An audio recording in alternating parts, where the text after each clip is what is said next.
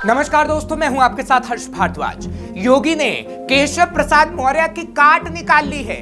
केशव प्रसाद मौर्य योगी की घेराबंदी करने क्या निकले, योगी ने उससे पहले ही केशव प्रसाद मौर्य की काट को ढूंढ निकाला। जैसे ही खबर सामने आई कि योगी को लेकर केशव प्रसाद मौर्य माहौल एक तरफा कर रहे हैं और अलग बैठक कर रहे हैं, और तो और केशव से लेकर भूपेंद्र चौधरी तक लोकसभा चुनाव में यूपी में हार का ठीकरा योगी पर फोड़ रहे हैं। योगी समझ गए कि अब करना क्या है। फिर क्या था, एक दौर में मुरली मनोहर जोशी का दाहिना हाथ कहे जाने वाले उदय भान करवरिया की समय से पहले ही रिहाई करवा दी गई, जो केशव प्रसाद मौर्य की काट है। इस वक्त यूपी में भारतीय जनता पार्टी की हार और अचानक से उदय भान की रिहाई को लेकर कई तरह की चर्चाएं हैं। उनमें से एक ये भी है कि योगी ने केशव प्रसाद मौर्य की काट निकाल ली है और अब केशव प्रसाद मौर्य योगी के खिलाफ कुछ नहीं कर पाएंगे। मौजूदा समय में डिप्टी सीएम केशव प्रसाद मौर्य के इर्द गिर्द ही प्रयागराज मंडल की सियासत घूमती है।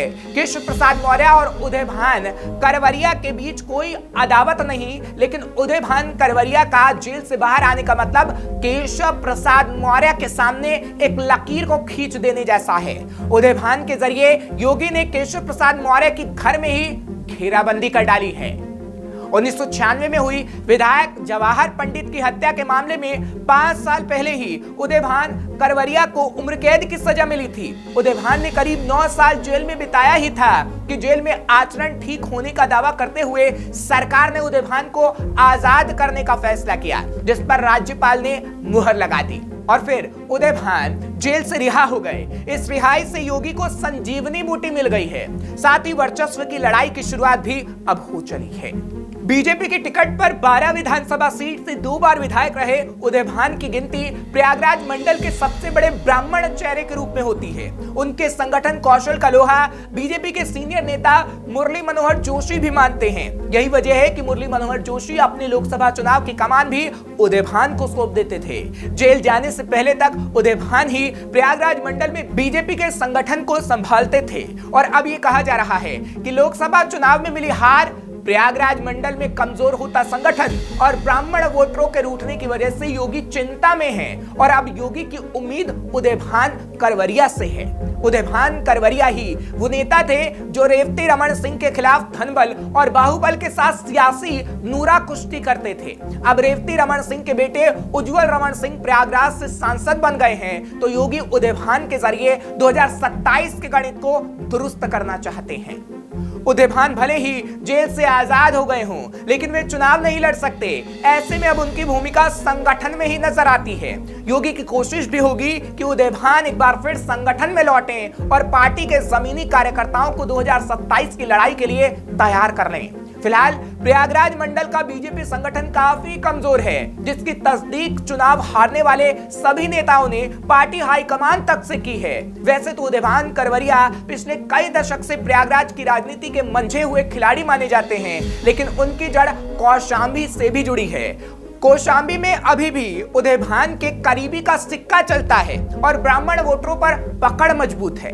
यही वजह है कि योगी की कोशिश होगी कि उदय भान के जरिए उस कौशांबी जिले के सारे समीकरण दुरुस्त किए जाएं, जहां पर विधानसभा में 3 सीटें और लोकसभा की सीट बीजेपी हार गई थी और केशव प्रसाद मौर्य तक हार गए थे। लोकसभा चुनाव में हार के बाद जब योगी ने समीक्षा शुरू की तो पता चला कि संगठन कई गुटों में बंट चुका है। खासतौर पर ब्राह्मण नेताओं ने कई गुट बना लिए हैं। इसमें शुक्ला गुट, पांडे गुट, ओझा गुट के नाम सामने आए। इन सबकी काट के लिए योगी के पास उदय भान करवरिया ही एक मजबूत विकल्प है। उदय भान करवरिया की ब्राह्मण वोटरों में पकड़ है और साथ ही जेल जाने के कारण एक सहानुभूति भी, और अब उदय भान करवरिया संजीवनी बूटी साबित हो सकते हैं।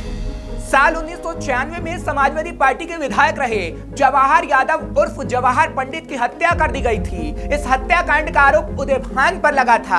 हत्याकांड के 6 साल बाद उदय भान विधायक बन गए और अपने सत्ता के रसूख की वजह से जेल जाने से बच गए। लेकिन 2012 में जैसे ही यूपी में सपा की सरकार आई तो उदय भान करवरिया पर चाबुक चला। उदय भान ने आत्मसमर्पण कर दिया और 4 नवंबर 2019 को कोर्ट ने उदय भान करवरिया को दोषी मानते हुए उम्र कैद की सजा सुना दी और अब उदय भान जेल से बाहर आ गए हैं, जिसकी वजह बनी जेल में आचरण का ठीक होना। आपको याद होगा कि योगी कुछ दिन पहले राज्यपाल आनंदीबेन पटेल से मिलने पहुंचे थे, लेकिन तब कोई बड़ी वजह सामने नहीं आई थी और चर्चाएं थी कि ये मुलाकात आखिर क्यों हुई।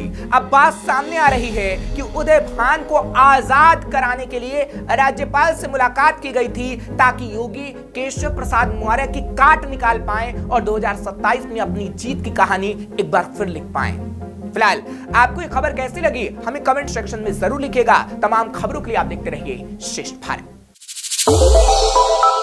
श्रेष्ठ भारत पर खबरों से जुड़े रहने के लिए चैनल को सब्सक्राइब और लाइक करें, बेल आइकन दबाएं और देखते रहें श्रेष्ठ भारत।